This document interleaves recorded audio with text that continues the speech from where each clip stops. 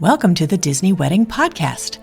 This show is brought to you by Carrie Hayward's Fairy Tale Weddings Guide, the only guidebook and bridal organizer tailored exclusively to Disney's fairy tale weddings at Walt Disney World. I'm Carrie Hayward, and each week I feature Disney wedding updates, money-saving tips, and interviews with wedding vendors and real Disney couples.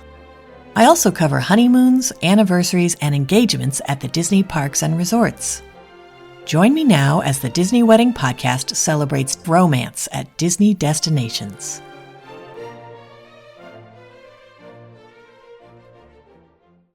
Before we get started, I wanted to let you know that I just released a new version of the Fairy Tale Weddings Guide with updated Walt Disney World wedding pricing for 2024. Updates include new prices for elements like Cinderella's glass coach, entertainment, and character appearances. Plus, the newly revised How to Use Outside Vendors section now includes a chart that will show you at a glance where outside vendors are allowed and whether they incur a fee. The guide also covers Disney's new partner vendor for floral and decor, Florida Fresh Floral, and increases to the number of free nights included when you set up a room block for your guests. Plus, there's updated pricing for Disney alternatives like Paradise Cove, Shades of Green, and The View at the Swan Reserve. Ebook updates are free if you already own the guide. Just log into your account, click or tap on Downloads, and then click or tap on Download Guide. And if you haven't purchased the guide yet, free updates means you can buy the ebook now, and you'll always have access to the most recent version of the book, giving you a jump on planning even if your date is several years away. Today on the Disney Wedding Podcast, I am speaking with Lyndsey Dangerfield about her ceremony at Seabreeze Point with a reception at Citricos at the Grand Floridian. I thought you guys would be interested to hear how she chose these locations and how she planned everything and how it all turned out.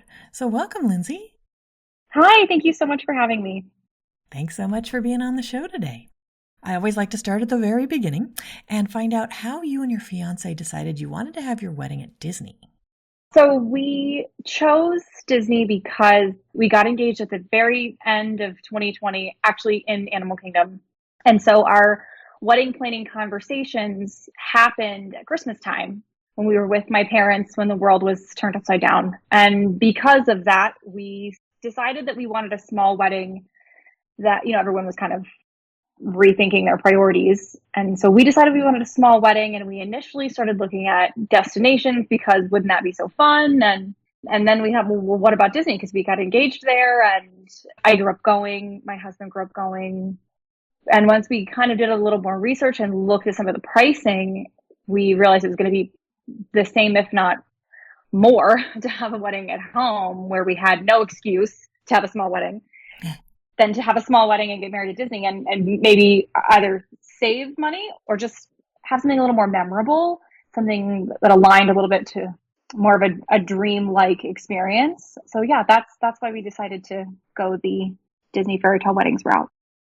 That's awesome. How did your friends and family react when they found out where the wedding was going to be? They were not surprised. I'm a travel agent and we're a really big Disney family, and so they weren't surprised, especially knowing that we'd gotten engaged there. And again, we had a very small wedding. So the people who we invited were close enough with us that they'd understand. And they were very excited. Everyone was super excited about it. How many guests did you invite and how many were able to make the trip?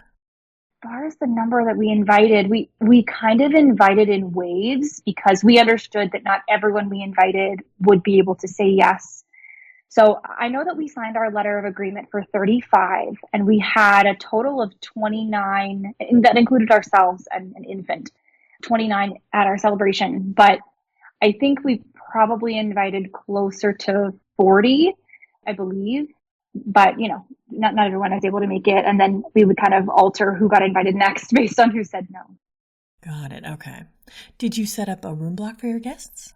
We did not because, again, I'm a travel agent, and it was a very small number of, it was a smaller guest count, and some people lived in Orlando, so not everybody needed a room, and other people didn't want to stay on property. And we are Disney Vacation Club members, my now husband and I, and we were when we started this process, so we weren't going to need a room through the room block, so we didn't set up a room block. Okay, got it. How did you choose the day of the week and time of day for your event? My husband and I, the number 222 is very important to us. It's a number that we see all the time and that we always have seen since we've been together for 5 years. So we wanted to try and get married where there was a 22 in the date. And so we looked at the year, at the calendar, and we found all the 22s on the calendar. And we immediately said no to any date that was during hurricane season because we wanted the best chance of nice weather.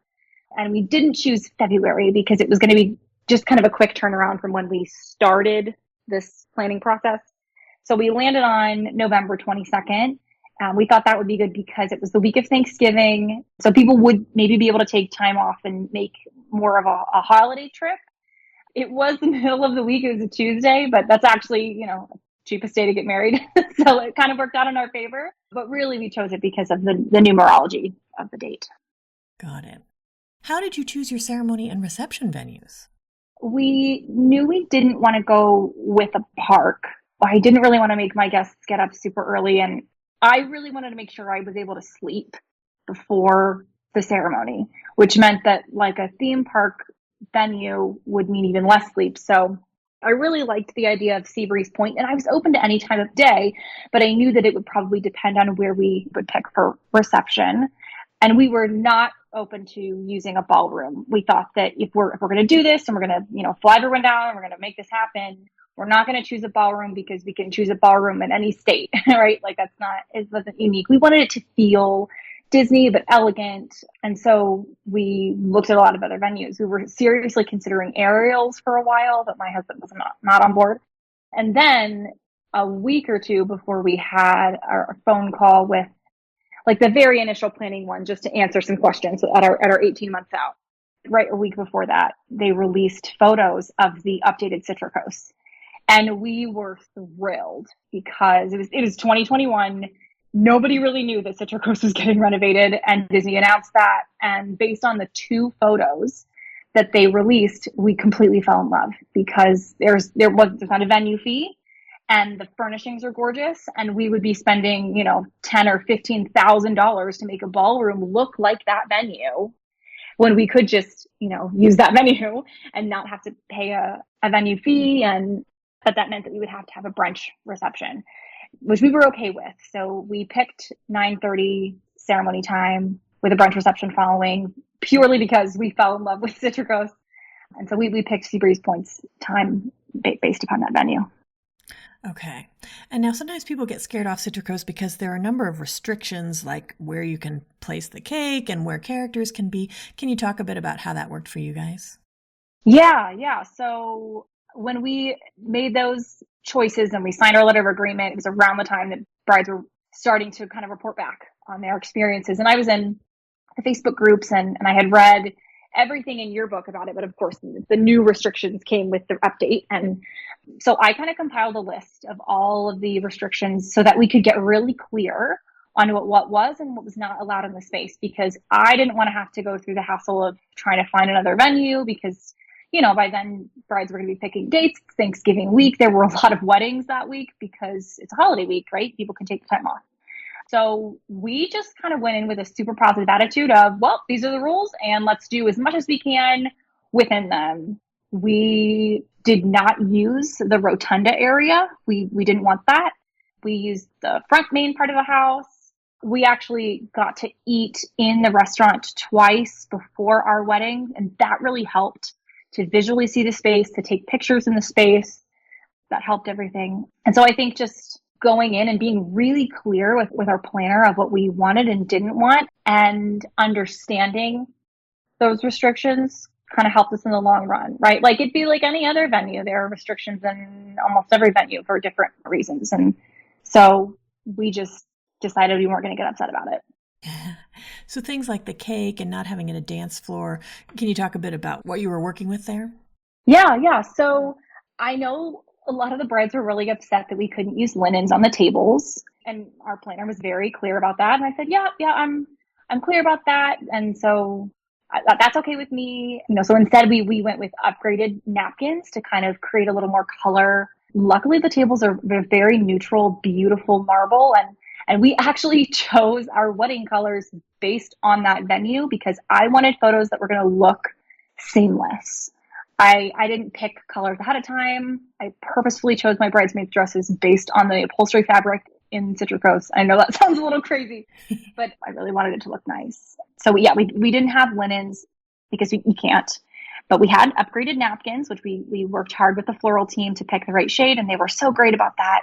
And I was a little worried about how the lack of linens would look at our sweetheart table. And so instead I worked with the floral team to describe in the best way that I could a really beautiful floral piece for the sweetheart table that would instead be the focal point instead of, oh, there's all this open space under the table and like you can see my dress and it's like in a heap of fabric, so they totally blew us away with what they came up with. And of course you don't see it until the day of, so you walk in like, oh, and it was perfect, right? We chose for our sweetheart table, because again, we did not use the rotunda. We chose one of those tables with the iron wall backing that's got like a leaf detail with the emerald green upholstered booth seat.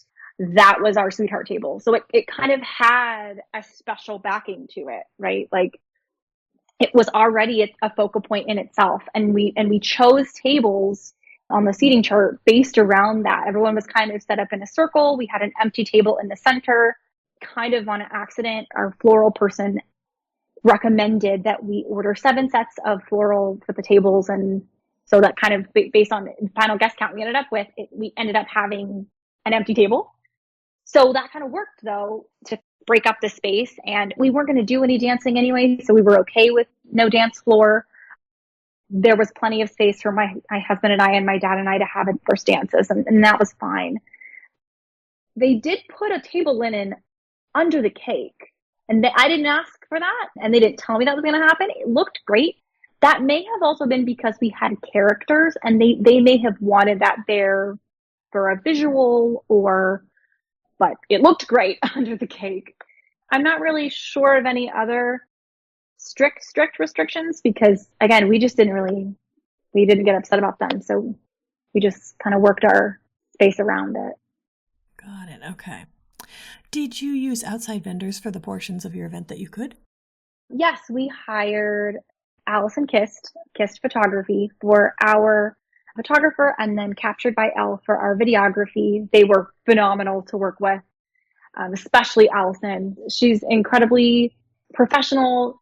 Her response time was always so fast. She's super easy to communicate with. It was actually our first time working together. We weren't able to take engagement photos with her, but we wanted to. She had a family emergency come up, and that ended up being okay. But for not getting to really interact with her beforehand, she showed up, bright and early at, 4:30 in the morning or something on the day of, and it was seamless. It was perfect. She was everything we wanted her to be and more. Fantastic. How did you choose your officiant? So our officiant is a really close friend. We met through a series of emotional intelligence leadership workshops, and there was a lady who was present during both of our workshops. She's kind of like a mentor of ours. And when we got engaged, we kind of joked as we're walking out of Animal Kingdom, an emotional mess. We kind of joked that, wouldn't it be so fun if Karen ended up officiating our wedding? And then we kind of looked at each other and was like, we should tuck that thought, in the back of our head. And then once we decided what we wanted to do, we gave her a call and asked her to officiate. And she's like, you know what? I just kind of knew. There's the part of me that just kind of knew you were going to ask. And so that, like, it was just one of those, like, and the stars align moments. And what was really cool about that is we totally custom wrote our ceremony, and she's an author. That's her career. She's a writer. So we were really blessed to have a beautifully written ceremony, and we had traditional kind of call and response vows, but we were able to tweak them with the languaging that we wanted, and it felt reverent, but still very personal. That's wonderful. Did you add any kind of entertainment to the ceremony or the reception? So we had the guitar player for our ceremony. My dad's a guitar player. He took classical guitar through college and has played his whole life. And so I really wanted to have a guitar there kind of for him. And it was beautiful early in the morning with the water. And then at our reception, we had DJ Steve Weinstein, and he was wonderful. We wanted a very specific vibe for our cocktail party and reception. Because it was a brunch, we didn't really want to have like the traditional dance party thing going on, and that's not really us anyway. So I, for like a year, was curating a playlist of jazz type songs, some Disney jazz, and some like that kind of had an adjacent vibe to the Disney jazz that I'd found. And so I handed over the entire batch of music to him and said, this is what we for sure want to have played. If you could work your magic and, you know, find other things that kind of align, that would be great. And he was so easy to work with, super professional. He even met with us shortly before the reception, just kind of found us and was like, hey, I just want to go through things with you. Like, we didn't ask him to do that, but he took the initiative, and we loved that. And we also loved that when we met with him, we took a Zoom call early on, and he said that he was there to be like the bodyguard for the vibe, which I really, really respected. And I knew that we wouldn't have any guests who would go up and try to request music or something, but on the off chance that someone wants, I don't know, wagon wheel or something, and there's nothing wrong with that, but that's not what we, you know, again, not what we wanted to create. And so he was super awesome. I made sure he got a piece of cake at the end. I mean, I made sure all of our vendors did, but I like personally went up to Steve and was like, sir, here is your cake. And we also had Minnie and Mickey. We did not tell our guests. It was a total surprise. And I think that was my favorite part of the reception, because I didn't really think about how that was going to go aside from like surprising everyone. Right. And so I will forever cherish the memories of like watching my mom like totally like burst into tears, and like bringing my mom and my dad up to the cake table, and like Vinny and I having this moment with my parents and Minnie and Mickey, and then getting to watch everyone have their own meet and greet with Mickey and Minnie. Like, I really didn't think about that when we were planning this. And so it was such a delight to watch all of that pure, authentic love and happiness just kind of bubble over in front of us. Like, my face hurt by the end of it because I was smiling so much. Like, I was just so, like, that was like the perfect little happy bubble moment. So yeah, I zero regrets about paying for the characters. It was absolutely the best thing we could have done. That's awesome. Did you request specific outfits for them? So my husband and I are DVC owners at Riviera. He really wanted Topolino's, their outfits. And I told him, I was like, honey, there's no way. That's not going to get approved. And our planner kind of like gave a little laugh when he mentioned it. And I was like, yeah, that's not a formal request because we know that's not going to get approved. We initially got approved for the 50th anniversary outfits. And then we decided we didn't want that because as beautiful as those are, they're a little busy. And again, when we kept looking at pictures of the space, we were like, you know what, maybe we don't want that. So we ended up with the purple, Minnie's purple dress and Mickey in the matching, purple tie and the top hat. And in the photos, it really does, the color blends perfectly. And what was also fun is you can't meet Mickey and Minnie anywhere in those costumes. So for our guests, the people who were kind of, paying attention or who go to Disney more often, they really loved that they were dressed up because, they said things like, oh, I've never seen Minnie dressed like that, or I didn't know Mickey had a top hat, and like that was just like an extra little dose of magic. So having their dressed up outfits was a really nice touch.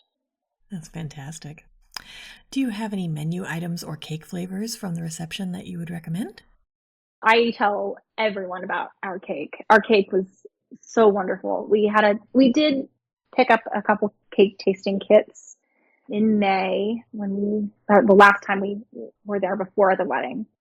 And I really thought we were going to go with the lavender cake until we tried French toast with maple white chocolate mousse. And we looked at each other and we were like, this is it. This is the cake. And it so was. Every one of our guests loved that cake flavor. People were like, what is this?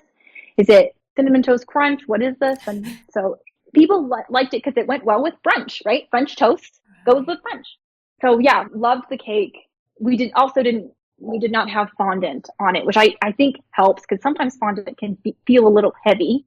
And that cake, while it was, super sweet, didn't leave you feeling like you'd eaten a whole cup of sugar, right? So it has that a little bit of spice, Christmassy spice to it, which worked really well with brunch.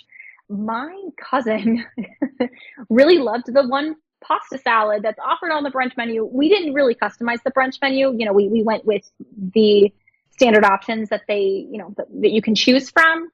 We know that, we could customize it however we wanted, but we just kind of didn't want to have to figure that out.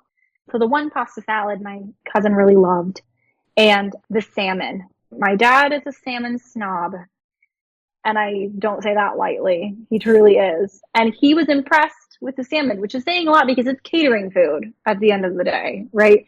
So I think it helped that we were a smaller group, like probably easier to batch cook for a smaller party. But that salmon was nice. It was not dry. It wasn't overdone. And the sauce wasn't too heavy. Yeah, it was really nice. That's great. Did you guys add a dessert party or a welcome party or any other kinds of events around your day? Yeah, not formally. We did book a fireworks cruise for the bridal party and my parents as a thank you. And we didn't book that through Disney Fairy Tale Weddings. I just called 60 days out and was very fortunate to get a spot. And so it was really nice way to end the evening in leggings and a sweatshirt after kind of being on and all dressed up all day to watch Harmonious on a pontoon boat with our favorite people. Can you give my listeners a timeline of how the day ran? Yeah. So we booked 2 rooms at the Riviera. We booked a 1-bedroom villa and a tower studio. And so at about 4, my husband and I woke up. We did stay together the night before. I was not going to be able to sleep if we didn't. We've been living together for 4 years. Like, I wasn't going to sleep without him. So at 4 a.m., I woke up. I kicked him out. I sent him down the hall, loaded down with Publix catering to the tower studio so that he could, I think he slept for another couple hours before the other guys joined him. And my sister and my mom and my bridesmaid Kelly came and we started getting ready. And I did my own makeup. I'm very fair skinned, and I've found that people who do my makeup can have a tough time matching my undertones. So I just felt a little more comfortable doing my own makeup so I wouldn't feel like I looked orange or too peachy or something. So I did my makeup, got my dress on. The hair people came before my dress was on. And Allison Kist arrived, bright and perky and adorable, and started taking her detail shots, just got right in the flow. Our videographer arrived around, I think they both arrived around 6. I had been following the sunrise calendars for like 3 months and was very clear on the exact time of the sunrise because we took our first look photos and our bridal party photography at the Riviera. That was something that was really important to us because when we got engaged in 2020, we were staying at the Riviera. We're owners of the Riviera. It's truly our second home. And so it was really important to us to have photos when the sun was out. And of course, as drama ensues, it had rained all night long and we were like anxiously awaiting the rain to let up. And I walked downstairs about 7 and they placed Vin outside. It was misting. And my bridesmaid looked at me and was like, "It's raining. Do you want it? Like, you're going to want these photos though." And I was like, "Yeah, I'm going to want the photos." So we went out in the rain and read our vows at like 7:15, standing on the brick pathway right in front of the big giant glass window. And it was actually kind of perfect because it's still pretty early for people to be getting up and moving. So there were hardly anybody out. And we were totally okay if people saw us, but it was nice to kind of have a what felt like a private moment. Though later in the day, somebody tagged Allison in this whole long list of stories. There was somebody staying at the Riviera who was like live posting our whole like photography thing on their Instagram story, which I just think is so funny. But she got a lot of good credit for it. Allison did, our photographer. So like, I'm so happy about that because like she's an amazing talent. So people were watching from their balconies. That's awesome. Yeah, we exchanged personal vows that we had written just to each other and started our photography. Took that all over the property, and some of our favorite spots, down by the water, over in the all the landscaping, of course the murals. We wanted to get some at the Port Cochere, but we just kind of ran out of time. We did some family photography and bridal party photography, and then we did charter transportation for our guests in our bridal party. But my husband and I, we took the Skyliner to our ceremony. We had asked if it was okay. And, we got the big talking to of it can shut down for weather. We are not responsible for any stopping. And we were like, yep, nope, got it. We'll take the risk. And we did it.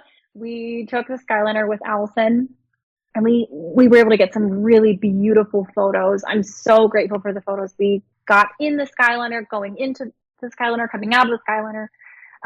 We somehow the videographer rushed from one parking lot to the other and made it just in time to catch us walking off the Skyliner in Epcot. He was amazing. He must have some awesome cardio training. He was weighed down with a lot of equipment. And we took some photography by the International Gateway entrance, where you could see France in the background across the water. Some of my favorite photos from the day are taken right there. It was so nice to have such a great moment with Vincent before the ceremony. And then we kind of lined up for everything about 9-ish. We were started a little bit early. The ceremony was a little before 9:30 when we started. And the ceremony was like a quick 17 minutes. And because that's all it really needs to be. And then we took a little bit of photos with some of Vincent's family at Seabreeze Point and walked down the boardwalk, took some more photos as we walked, and then went out to the lobby and we had chartered a town car just for the two of us. We wanted that moment to kind of be with us. And Allison was with us because we wanted photos taken, as we got in and out of the cars and stuff. Got to the Grand Floridian at it was before 10. We were pretty efficient that day.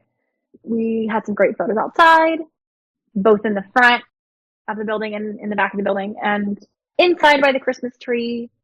And as we walked up to go see the space before any of our guests got there, we walked past the Enchanted Rose and no one was in there. And so we very quickly snuck into the Enchanted Rose, the two of us and Allison and our second shooter. And as fast as we could, took a bunch of photos in there before anyone saw us and got caught. And then we went to Citricos by 10 maybe, and saw the space. So lovely to see everything before the guests got there. And then something that we didn't really anticipate, the wait staff we had that day were so wonderful. The gentleman walked up and said, would you guys like us to make you a plate and you guys can sit before the ceremony? And we were like, oh, yeah, that'd be nice, and so we started to kind of select a table, and he was like, no, we're going to take you into the Enchanted Rose so you can be away from everyone. And we were like, oh, thank you. Like pretending we have, oh my God, are you sure? It's close though, totally playing off that we hadn't just snuck in there. And so we got to sit in the Enchanted Rose for half an hour, which was so nice to get that kind of settled time before we were with everyone. We got even more photos in the Enchanted Rose. And that's when Steve, our DJ, came to sit with us and went through the whole reception. And that was so great. That's also when my bridesmaid, Kelly, and my personally appointed day of coordinator, who's also a guest, also named Kelly, they bustled my dress. That took a while because it was wet. It was very heavy by this time. The rain was relentless that day. And then we had our staged entrance, I think right at 11. And we used the front part of Citricos, right where the bar is and where the small tables are on the right as you walk in. We used that area as our cocktail area. We illustrated it in our planning slides that we sent to our planner. And they did great. They set up our cocktail food on the bar there. That's where they had our mimosa station. And so we walked through that area and planted ourselves right by the entrance of where the booths kind of split before you get to the dining section. And we had a receiving line.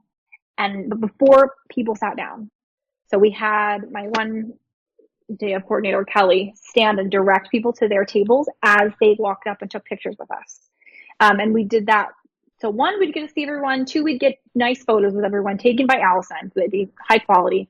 And three, make sure that people get to the tables where we assigned them, right? Because we did put a seating chart together, and that was great. I'm really grateful that we planned it like that. And then from there, as everyone was seated, we walked over and stood in front of our table and had our first dance. And then I danced with my dad, and then my dad shared a blessing, and then we ate. And this is another thing I didn't think about, but the wait staff is so amazing for these events. They wouldn't let us touch anything. Our plates were carried for us. They served the food. They put my napkin on my lap. These are just things that you don't think about in like the planning process.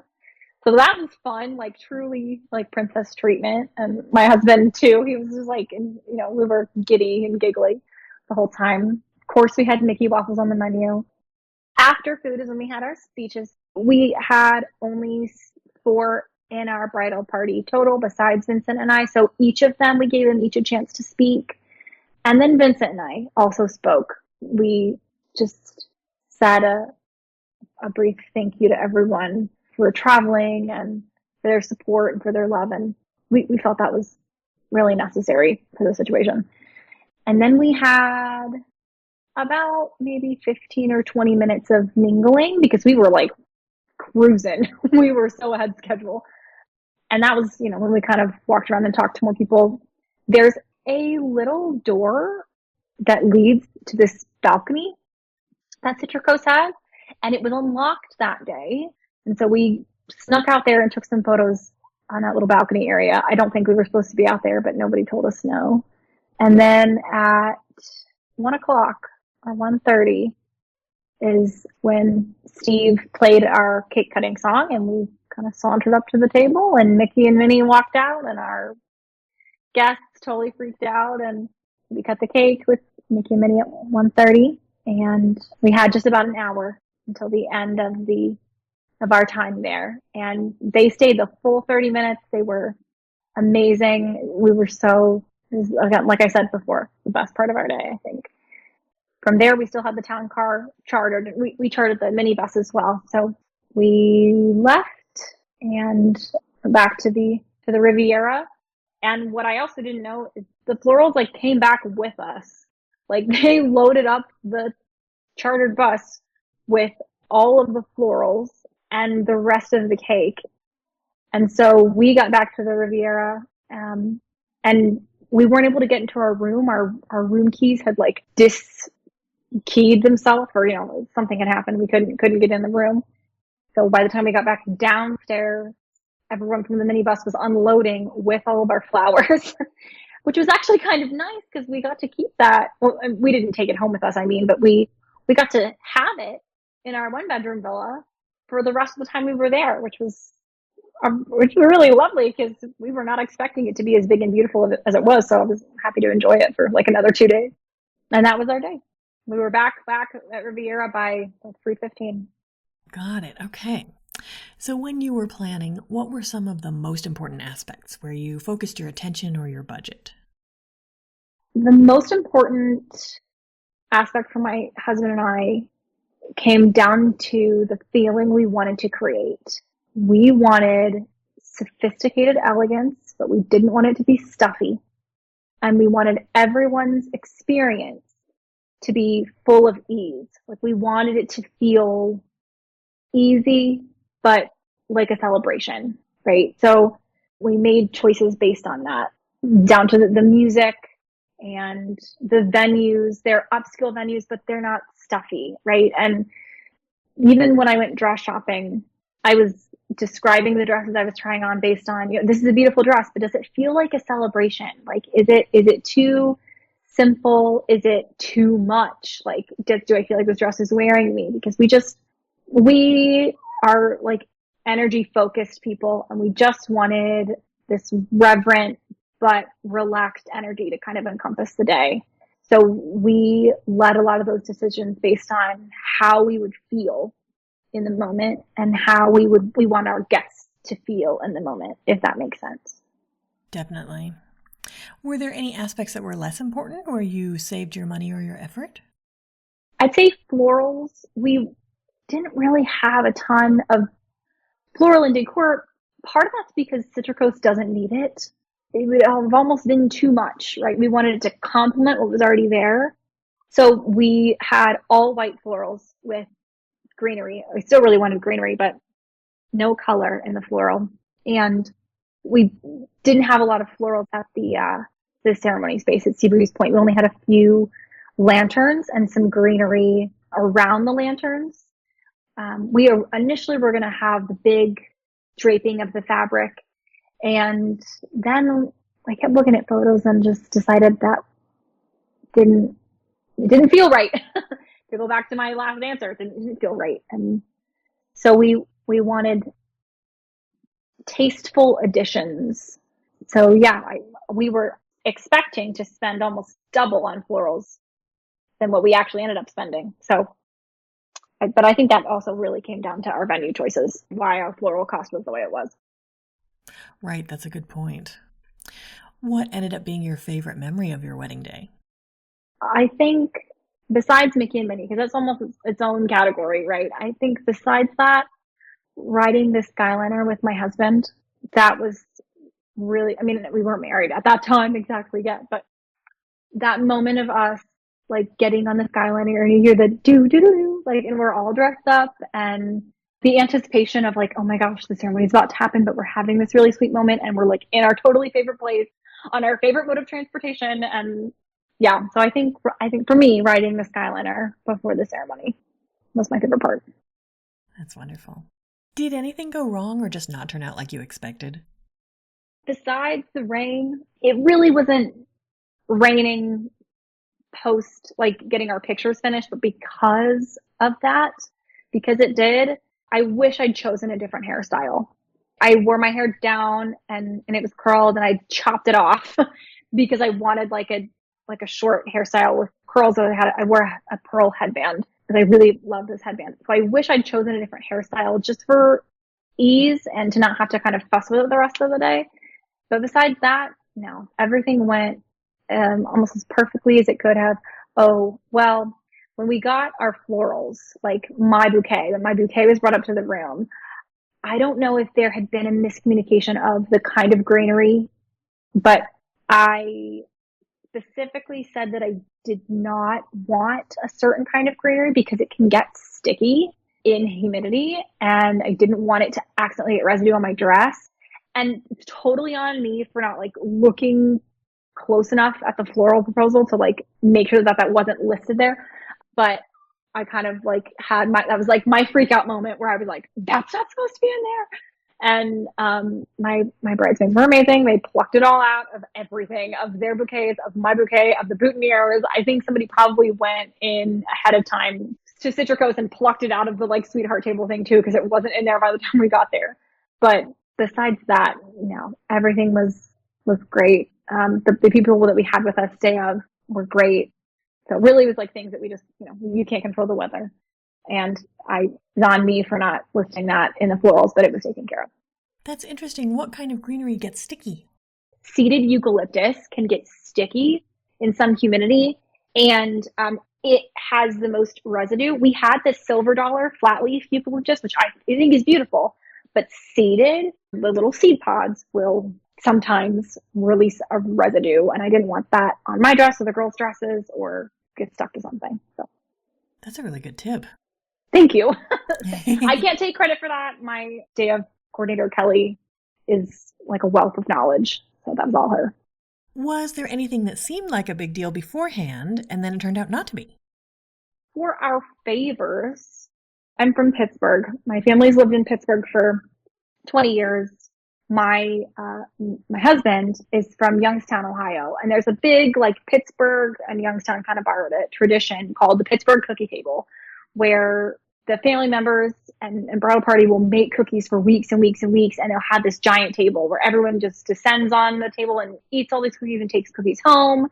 It's a really sweet wedding tradition. But because we were getting married in Pittsburgh and because I was not about to fly hundreds of cookies down. We weren't going to have one. And I had initially kind of talked with Disney about how are we going to make this happen? Like, can we make this happen? And then it was going to be like thousands of dollars to custom make all of these cookies. And I was like, there has to be a better way. And I decided that I was going to have Publix do it for me. So there was, I don't know anymore, but there was a cookie tray you could order from Publix, and it was going to be like $50 for like 75 cookies or something. Like, just like such a great price, right?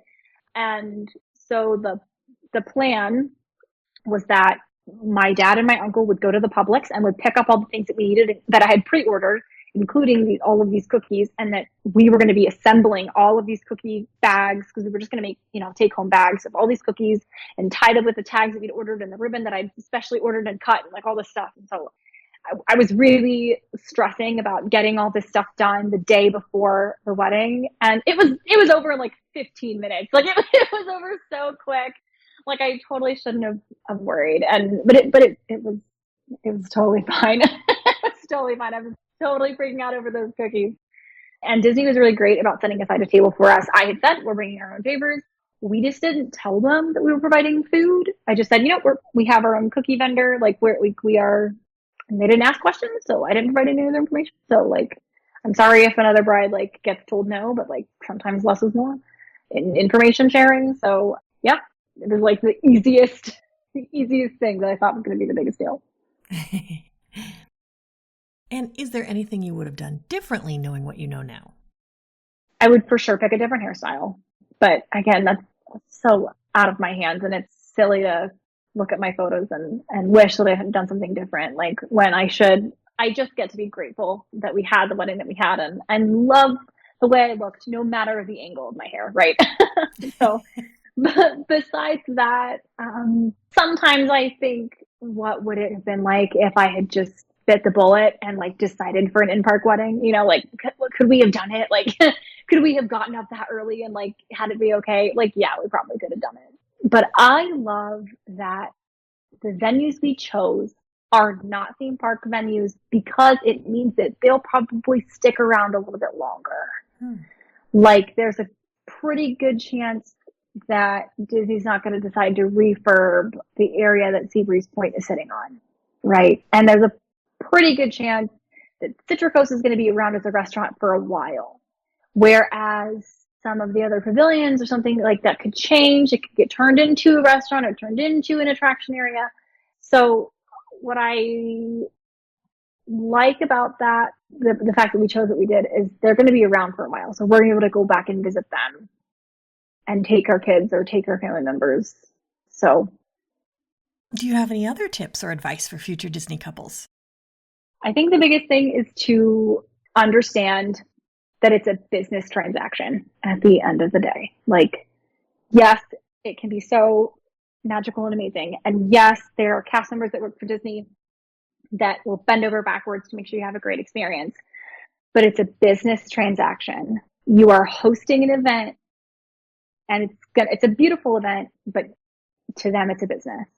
I would say do a lot of research and get clear on restrictions and things about venues you're wanting, or just be observant, be open to watching the process happen for a couple of months before you get assigned a planner, so that you can see how conversations are going, right? And like, we came into this process as people were still being brought back from furlough. So there was a lot of staffing changes and issues happening around the time we were starting to be in our planning period. And it was interesting to me how some people would get upset based on things that they felt should be happening or things that they felt weren't happening. It's just really important to manage your expectations. They're going to get to you, but like, there's hundreds of brides before you. And the more you do your homework, the faster and more efficient those conversations are going to go. And just accept the restrictions. Like, they're not going to change it for you. So like, it's not worth getting upset over. And if it's really that upsetting, then maybe pick a different venue space, right? I'm a huge advocate for the Citricos space. I think it's an absolutely amazing choice. I think it's so stunningly beautiful. The amount of natural light is wild. Like, why would you ever pick a ballroom over that? And I know that's like, I'm so biased, right? But like, it makes me sad when people get upset about what can't happen there, because there's infinite possibilities of what could happen there if you just tweak and play with what you can play with. You know what I mean? Got it. Okay. Well, this is all great advice. I think you've offered a lot of great tips for anyone who's interested in getting married at Walt Disney World, and I appreciate your taking the time. Thank you. Thank you so much for wanting to hear about our day. That's our show for today. I'm your host, Carrie Hayward, inviting you to join me again next week for another episode of the Disney Wedding Podcast. Past shows and tons of photos for each episode are available on my website, DisneyWeddingPodcast.com, or listen in your favorite podcast app. And for instant answers to all your Walt Disney World wedding questions, check out Carrie Hayward's Fairy Tale Weddings Guide, available as an interactive ebook with continual free updates at fairytaleweddingsguide.com.